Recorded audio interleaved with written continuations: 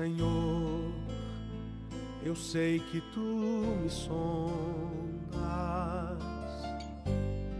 sei também que me conheces. Se me assento ou me levanto, tu conheces meus pensamentos. Quer deitado ou quer andando, sabes todos os meus passos. Ainda que haja em mim palavras, sei que em tudo me conheces, Senhor. Eu sei que tu me sondas, Senhor. Eu sei que tu me sondas, Senhor. Eu sei que tu me sondas, Senhor. Eu sei que tu me sondas.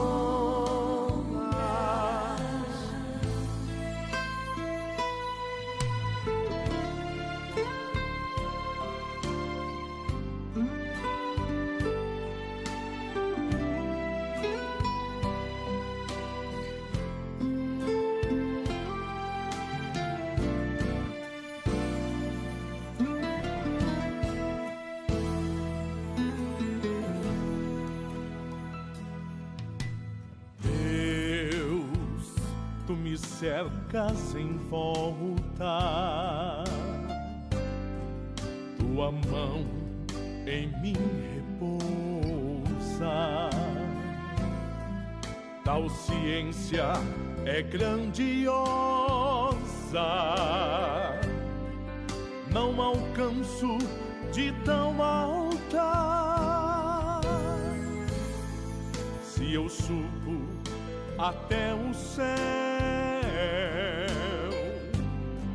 sei que ali também te encontrou. Se no abismo está minha cama,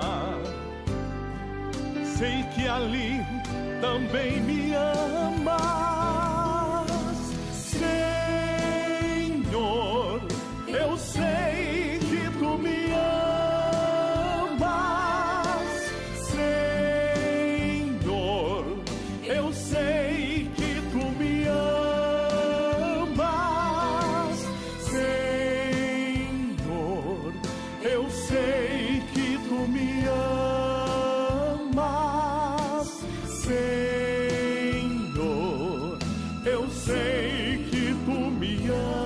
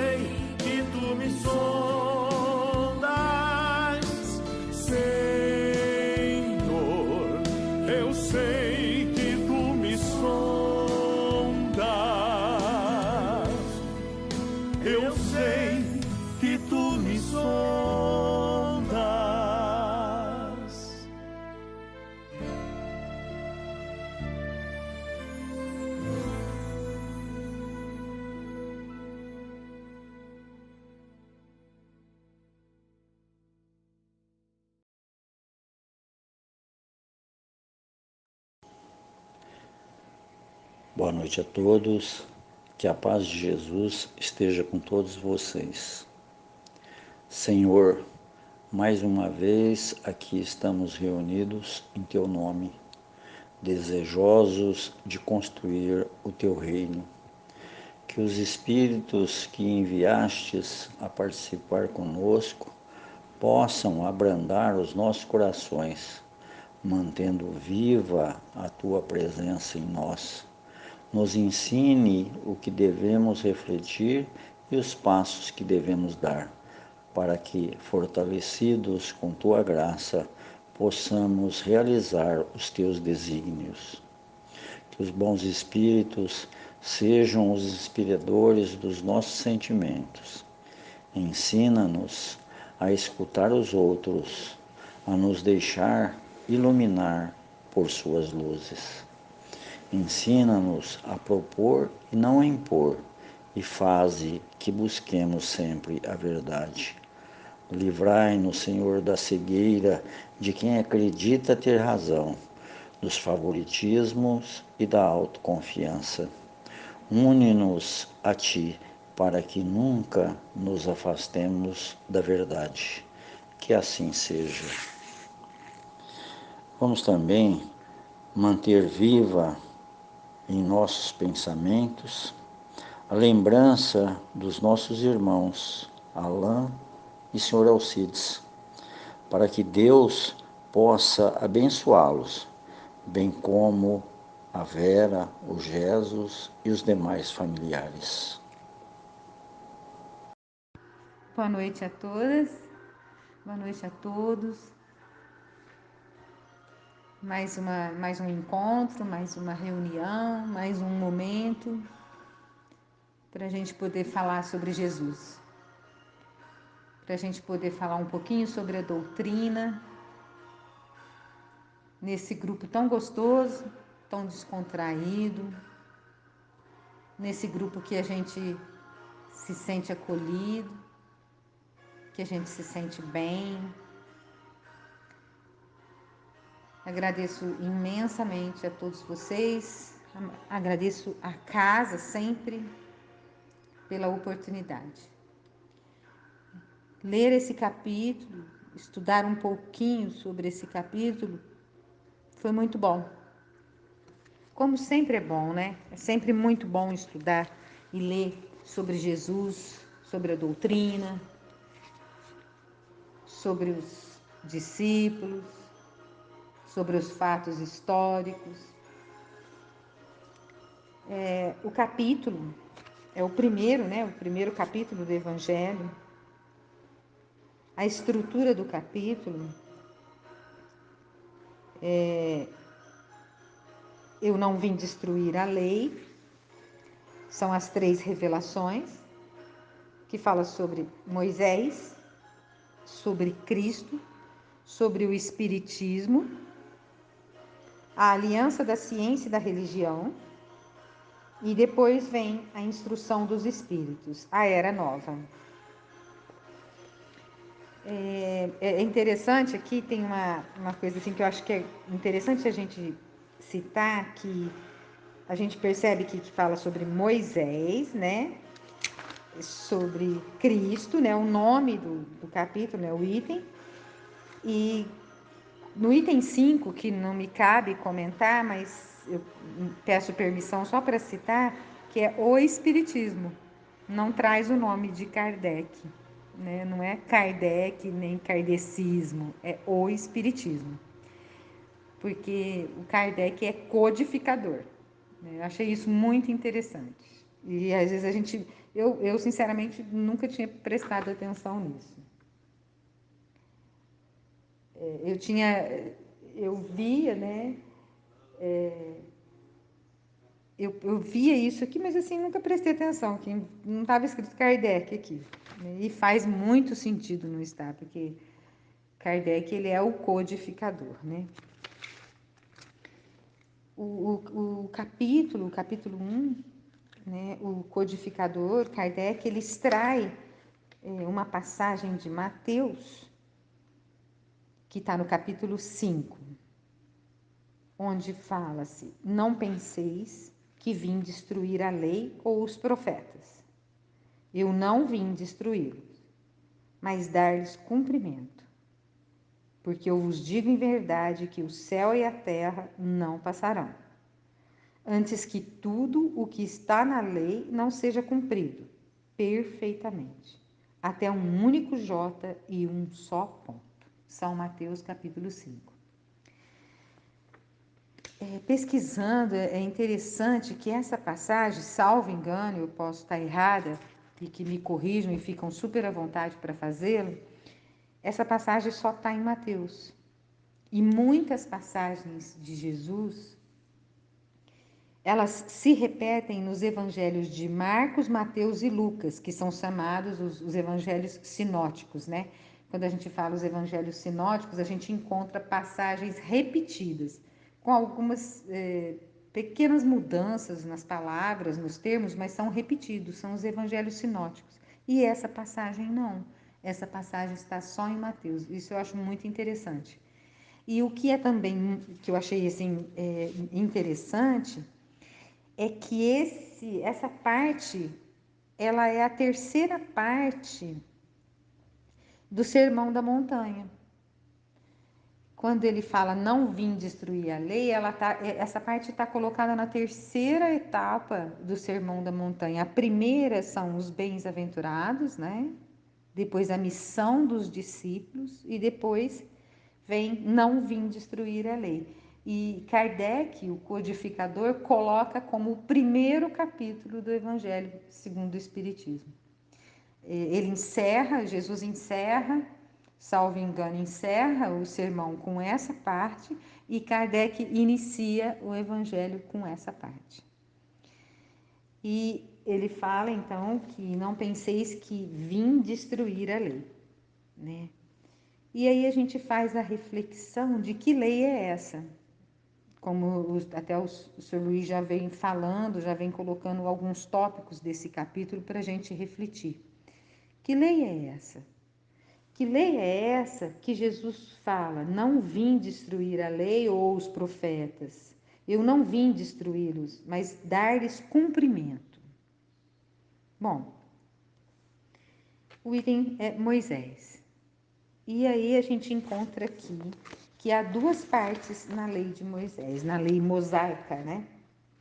Então, nós temos a lei divina, que é a lei de Deus, e nós temos a lei disciplinar e a lei civil. Nós aprendemos isso aqui. Quando Jesus fala em destruir, que ele não vem destruir a lei, ele se refere, claro, à lei divina, à parte da lei em que se fala em que se trata das coisas divinas, dos atos divinos, né? Que é a lei antiga, a lei mosaica, que ela é complementada, que ela é completada, vamos dizer assim, pelos profetas. A lei disciplinar é uma lei muito extensa, né? Que a gente vai falar um pouquinho ali na frente. Então, a lei divina, a base dela são os 10 mandamentos. E o codificador lista aqui, a lei de Deus está formulada nos 10 mandamentos seguintes. Kardec lista ela aqui, porque julga que é importante, né? E essa parte aqui ela é muito rica. Se a gente fosse dedicar um estudo, a gente poderia ficar cada segunda-feira estudando uma de cada vez, de tamanha riqueza de cada uma delas, né? Tanto que Kardec coloca aqui no Evangelho, né? Na primeira página do capítulo já começa aqui o estudo de Moisés. E ela é chamada, então, o Decálogo, né? Que são os 10 preceitos de Deus, onde Moisés, como um grande médium, né? Porque ele se revela aí, um grande médium, no Monte Sinai, recebe os mandamentos. E é uma lei muito rígida, né? E dedicada ao povo hebreu, né? Quantos de nós não estávamos lá? O povo hebreu era um povo muito indisciplinado, um povo rebelde, um povo revoltado, mas tinha uma vantagem. Eles estavam preparados para aquilo, eles estavam preparados para receber aqueles 10 mandamentos porque eles eram monoteístas, né? Eles acreditavam em um único Deus. E apesar de toda a revolta, apesar de toda a indisciplina, eles acreditavam. Então, os 10 mandamentos seriam absorvidos por eles. Então, foi no momento certo, claro, né? Não seria errado, mas foi no momento certo, na palavra certa, na medida certa. Mas tinham outras leis, né?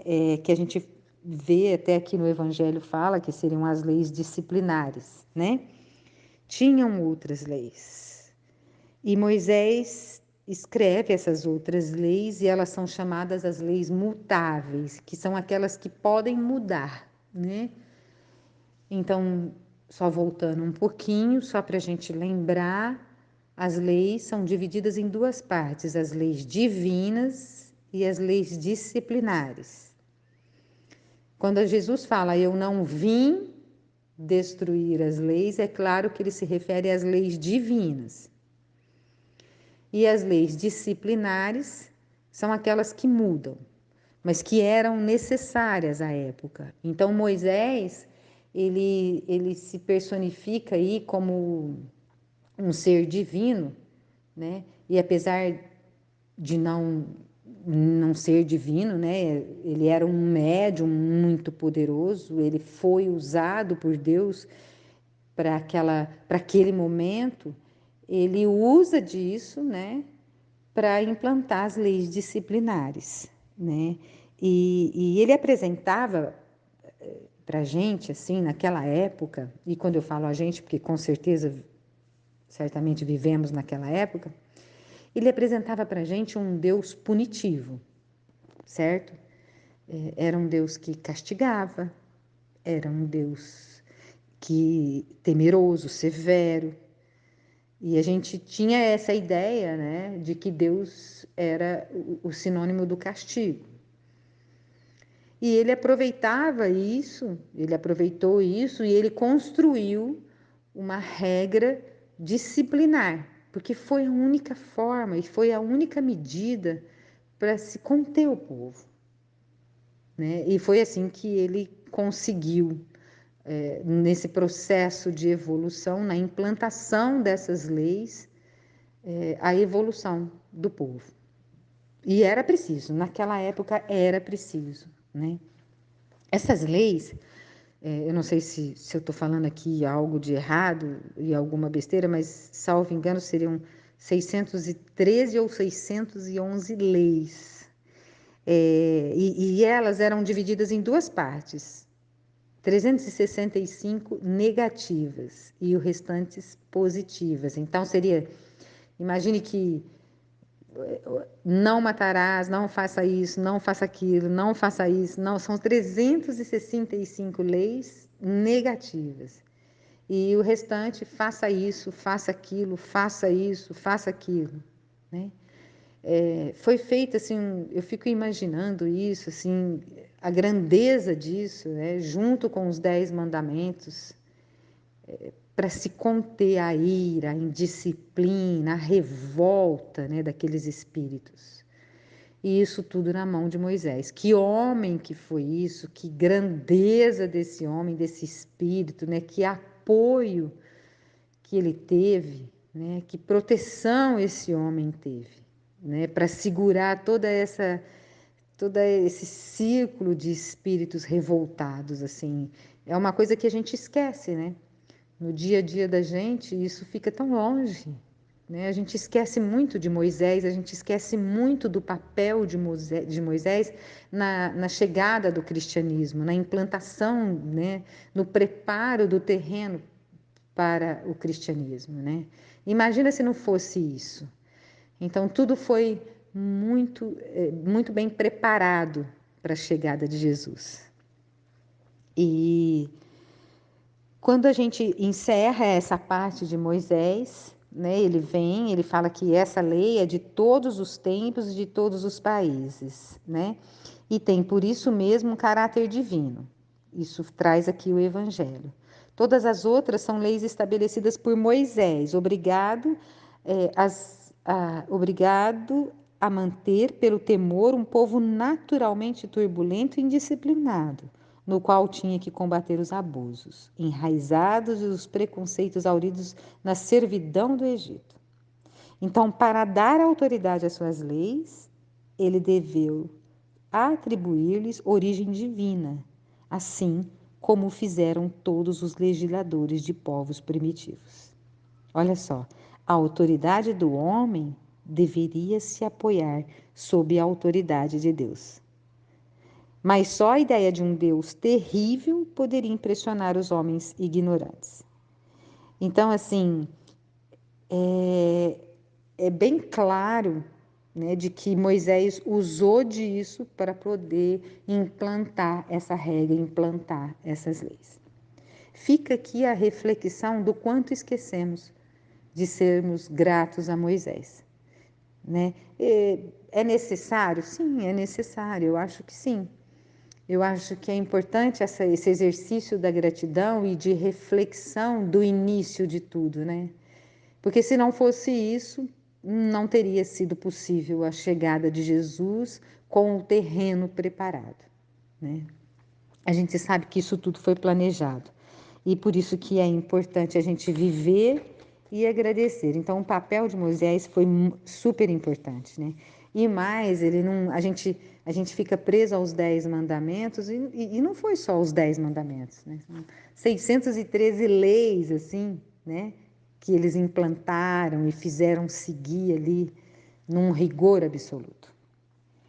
Isso a gente fica aqui, então, no item 1 do capítulo 1, vem a passagem de Mateus, que a gente já leu.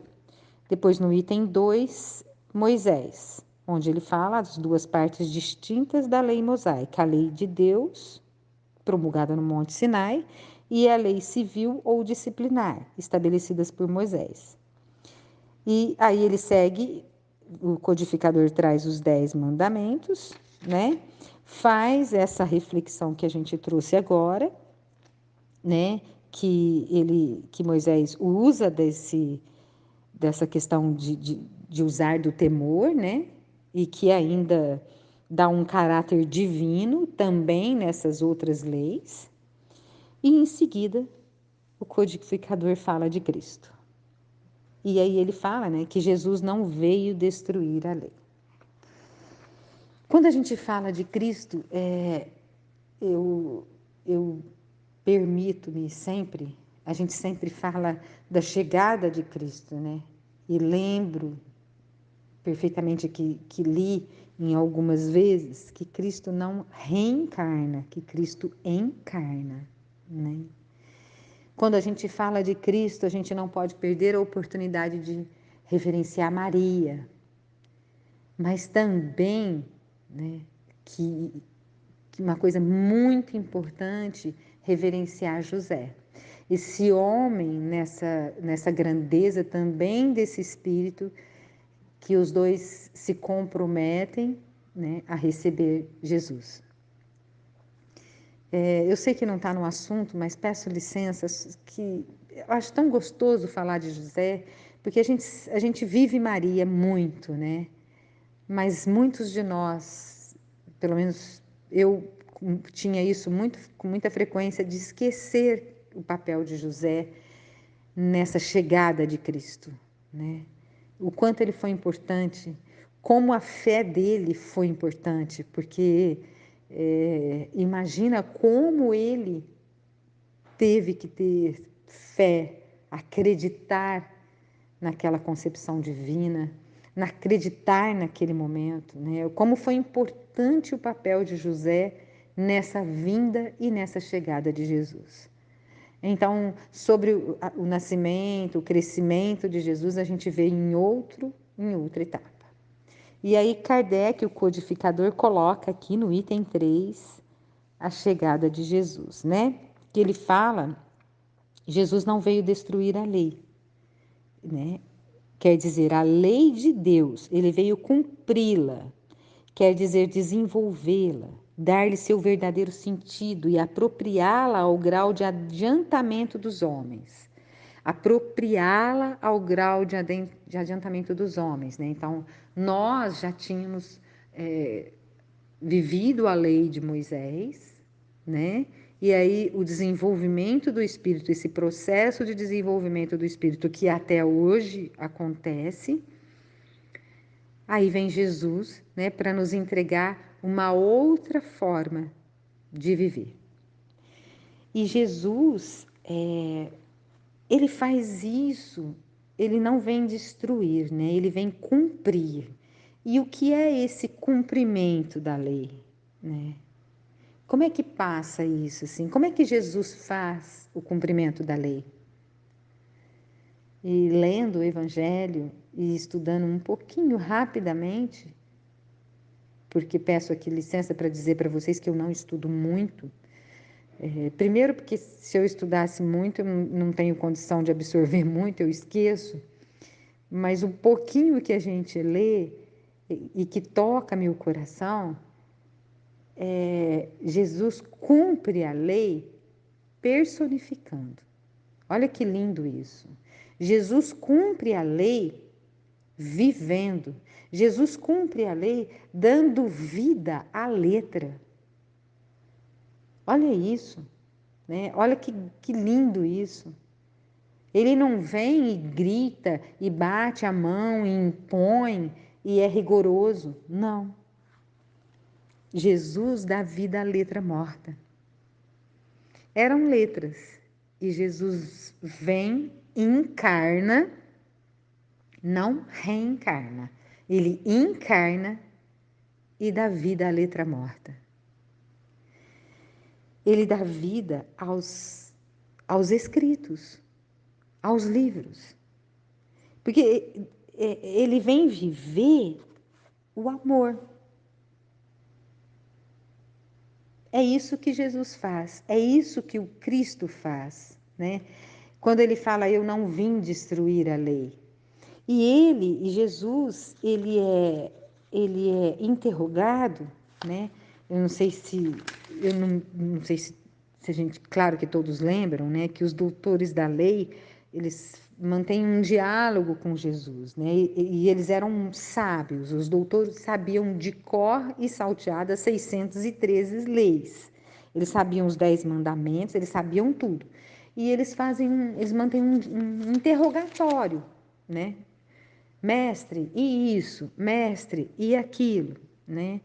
E os doutores, então, quando tiveram esse contato com Jesus, eles perguntam, mestre, então qual é o maior mandamento da lei? Né? E aqui Kardec traz, aqui nessa passagem aqui no item 3, né? Ele não fala desse diálogo, e ele fala do maior mandamento, né? Amarás o Senhor teu Deus de todo o teu coração, de toda a tua alma e de todo o teu espírito. Olha isso, amará o teu Deus de todo o teu coração. Este é o maior e o primeiro mandamento. E isso estava lá no Decálogo, né, nos 10 mandamentos. Mas ele não para aí. Ele não para aí, ele tem o segundo mandamento. Amarás o teu próximo como a ti mesmo. E os profetas, então, e aí ele fala, né? Ele fala que todos os ensinamentos estão contidos nesses 2 mandamentos, né? Amar a Deus acima de todas as coisas e ao próximo como a si mesmo. E dizendo, está aí toda a lei e os profetas. Isso está no item 3 do capítulo 1 do nosso Evangelho segundo o Espiritismo. E por estas palavras o céu e a terra não passarão antes que tudo seja cumprido até o único jota. Jesus quis dizer que seria preciso que a lei de Deus recebesse o seu cumprimento, que fosse praticada sobre toda a terra em toda a sua pureza. Todos os homens, sendo filhos de Deus, são, sem distinção, o objeto da mesma solicitude. Essa seria, então, o maior, né? Todas as leis estariam contidas nesses 2 mandamentos. Amar o Senhor teu Deus de todo o teu coração, de toda a tua alma e de todo o teu espírito. E amarás teu próximo como a ti mesmo. Então, o que Jesus veio fazer? Né? Ele veio exemplificar, ele veio preencher, ele não veio destruir a lei, ele veio cumprir a lei. E ele apresenta para nós um outro Deus, ele apresenta um Deus do amor. E aí ele chama de Pai, né? E aí aqui a gente faz essa distinção do Deus em que Moisés trouxe para a gente e o Deus que Jesus nos apresenta. Jesus se refere a Deus como o nosso Pai, é o nosso protetor, é o amor puro, é o nosso Pai. E é completamente diferente. Mas eu permito também aqui fazer uma outra reflexão. E quem é o próximo? Quem é o próximo que Jesus fala aqui, né? Que amará teu próximo, amar a Deus e ao próximo como a si mesmo. Quem é o teu próximo? Esse próximo, né? Porque aqueles doutores da lei perguntam isso a Jesus. Quem é o seu próximo? Quem é o próximo a que se refere? E aí Jesus responde, e todos nós vamos lembrar, com aquela parábola do bom samaritano, que é uma parábola que é linda, né? É profunda, que é aquela passagem entre o caminho de Jericó e de Jerusalém que todos nós conhecemos, né? E que que Jesus traz essa passagem e ali ele fala quem é o teu próximo. Então, assim, nesse primeiro capítulo do Evangelho segundo o Espiritismo, depois vem aqui o item 5 que fala o Espiritismo, e depois, assim, uma coisa linda que eu adoro, que é a aliança da ciência e da religião, e depois as instruções dos Espíritos, né? Na parte da ciência e da religião é muito interessante, nós vamos ver mais para frente, né? E no item 4, quando nós terminamos essa parte aqui do Evangelho, que ele fala, mas o papel de Jesus não foi simplesmente de um legislador moralista, sem outra autoridade que a sua palavra. Ele veio cumprir as profecias que haviam anunciado sua vinda. Sua autoridade decorria da natureza excepcional do seu espírito e da sua missão divina.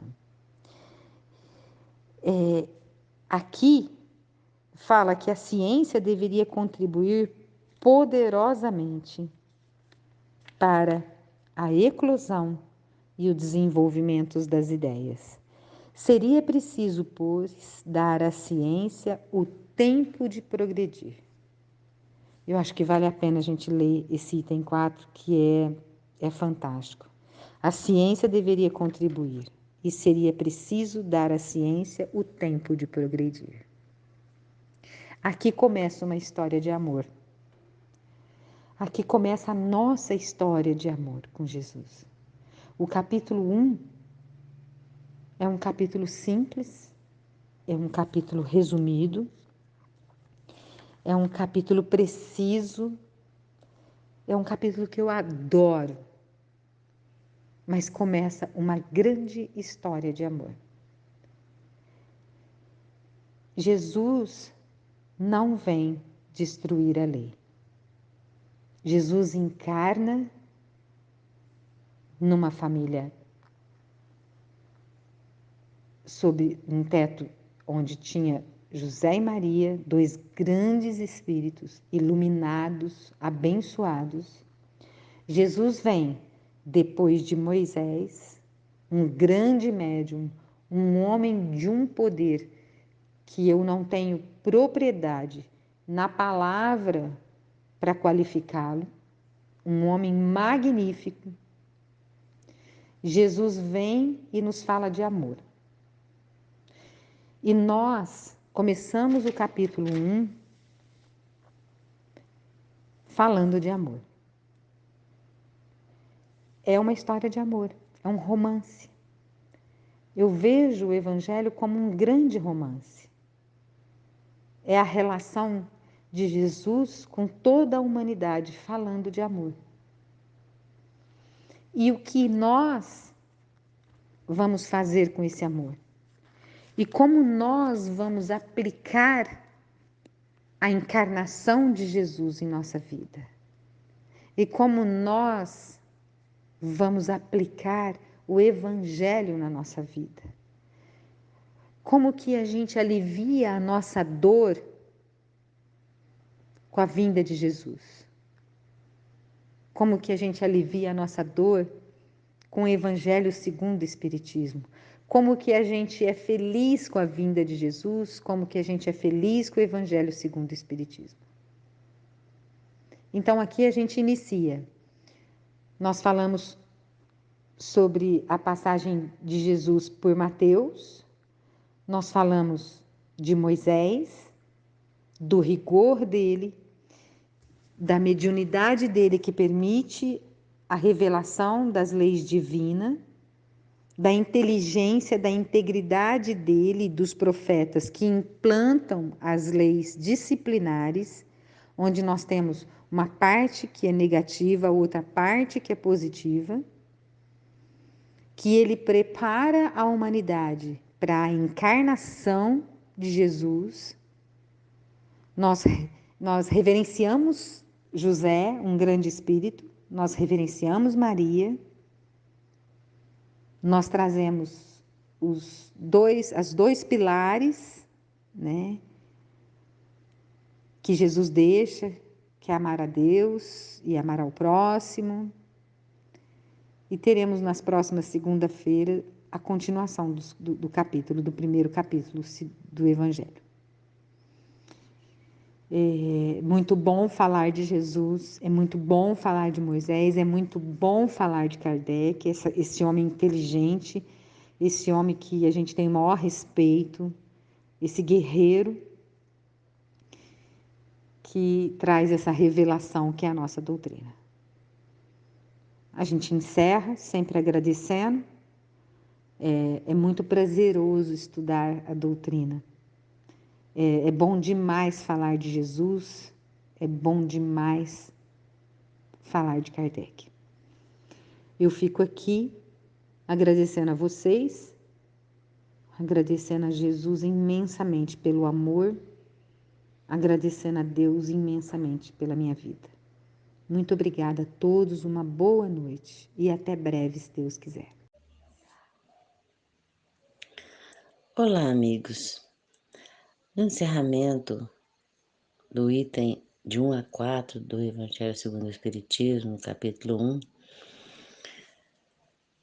nós queremos colocar aqui algumas palavras de Joana de Ângeles no livro Jesus e o Evangelho à luz da psicologia profunda, que diz que Moisés estabeleceu por inspiração, observação, os códigos essenciais ao processo de libertação das sombras e elaborou o Decálogo, conduzido pelo psiquismo divino, tornando-o indestrutível paradigma para todas as demais leis, por conter em essência o fundamento do respeito a Deus, à vida, aos seres em geral e a si mesmo. E como Jesus disse, eu não vim destruir a lei, mas dar-lhe cumprimento, os ensinamentos dele fundamentam-se na evolução do ser, iluminando a sombra e vencendo-a. Todos os objetivos da Boa Nova que ele trouxe centram-se no futuro do espírito, na sua emancipação total, na sua incessante busca a Deus. Busca de Deus. Tornando-se o caminho, a sua é a verdade que conduz à vida, à plenitude, ao armazenamento de sabedoria e de amor. Portanto, meus queridos, vemos através do Evangelho que nunca estamos sós e que o Pai sempre nos assistiu e sempre nos assistirá. Que Ele nos abençoe, hoje e sempre. Que assim seja.